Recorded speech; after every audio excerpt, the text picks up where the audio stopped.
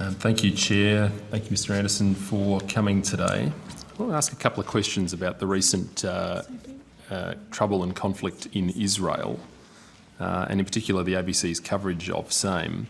And I want to, perhaps in order to frame my question, I want to point out an article that was published on the website on the 13th of May entitled "An Attempt to Explain Why Explosions Are Again Filling the Skies Over Israel and Gaza." Now, it's an article here which I've had annotated for factual errors in red, and as you can see, this document is a sea of red. So there's not enough time today to pick through all of the factual errors. So I'm just going to highlight a couple. Sorry, Senator Antic, you're going to table that if you're going to refer to that. No, I'm not. No, Chair, I can perhaps take one later to it. Yeah.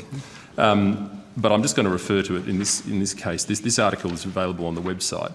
And it says, like many places on earth, the history of the region is complex and bloodied. It's been ruled by many different powers over the centuries, but Arab people have lived there throughout. But that's not actually correct, is it? In fact, what we know from history is that the history of the region shows, and this perhaps brushes away the ancient and unbroken historical connection to the land, to Israel by the Jewish people. That's one example. As you flip through, I see another statement here. Most recently, we're talking about the past 100 years. The area now known as Israel and the occupied Palestinian territories were ruled by the Ottoman Empire. We're not actually talking about the last 100 years. The Ottomans conquered the Holy Land in 1517. Now, these are just examples, but they go on and on. So my question to you is, why is it that the ABC is institutionally anti-Semitic? And why is it that the ABC has continually misled its viewers in relation to the Jewish people's ancient connections to the land of Israel? Senator, I don't agree with the characterisation of the ABC being anti-Semitic. I will say that when there are conflicts such as this and very complicated matters, there are certainly things that we've looked into that have already been published to ensure that they're accurate. Some corrections have been made. I will, if you provide me that, I will certainly take that on notice and respond to you. At the moment we have, just by way of complaints on the run that we have at the moment, so as of the 23rd of May, there's been 57 editorial complaints. 29 complaints allege that our particular coverage was pro-Palestinian and or anti-Israel. 42% allege that we are pro-Israel and or anti-Palestinian.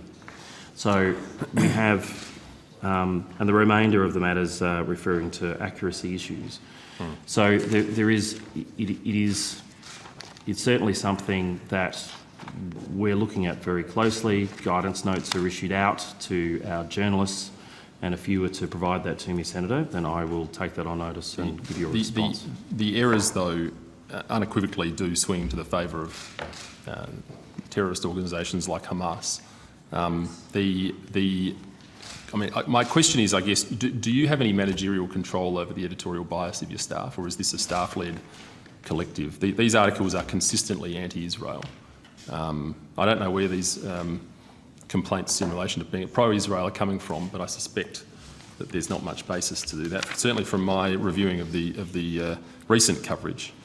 But perhaps there is another angle to this, and I want to touch on the subject of the coverage, specifically of Hamas. There are two examples I want to draw your attention to.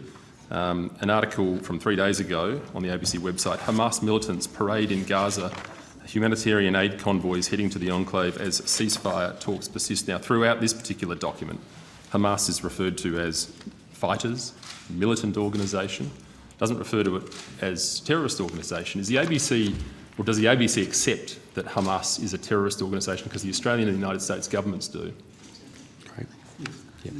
We accept that the Australian government regards Hamas as a terrorist organisation. Is that the ABC's position?